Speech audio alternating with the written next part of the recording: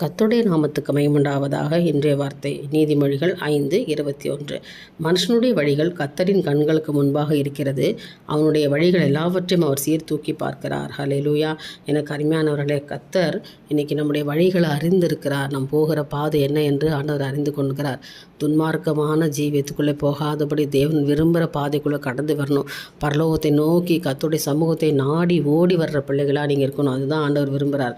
ஏனென்றால் அவனுடைய வழிகள் எல்லாவற்றையும் அவர் சீர்தூக்கி பார்க்கிறார். அதாவது நன்மையான காரியங்களை நம்ம செய்கிறோமா, தீமையான காரியங்களை செய்கிறோமா என்று சொல்லி இன்றைக்கு பார்க்கிறார்.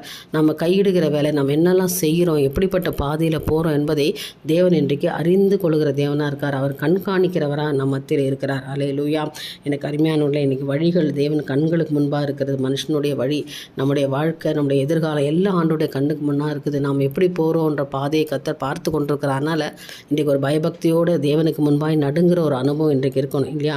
ஆண்டவர் சொல்கிறாரு, நீ எனக்கு முன்பாக என்னை நோக்கி பார்க்கும் பொழுது நான் உனக்கு ஒரு நல்ல ஒரு பாதையில் கொண்டு போவேன். என்னை கரம் பிடித்துக்கோ மகளே, நான் உன்னை அழைத்து கொண்டு போவேன். நான் உனக்கு ஒரு புதிய பாதையை காட்டுவேன். அந்த பாதையில் மரணம் இல்லை, ஜீவன் உண்டு. அது உங்களுக்கு ஒரு ஆசீர்வதிக்கப்பட்ட ஒரு பாதையாக இருக்கும் என்று கர்த்தர் சொல்லுகிறார். நம்புறீங்களா? ஒரு ஆமேன்னு சொல்லுங்கள். நிச்சயமாக இந்த நாளில் கர்த்தர் சீர்தூக்கி பார்க்குறார்.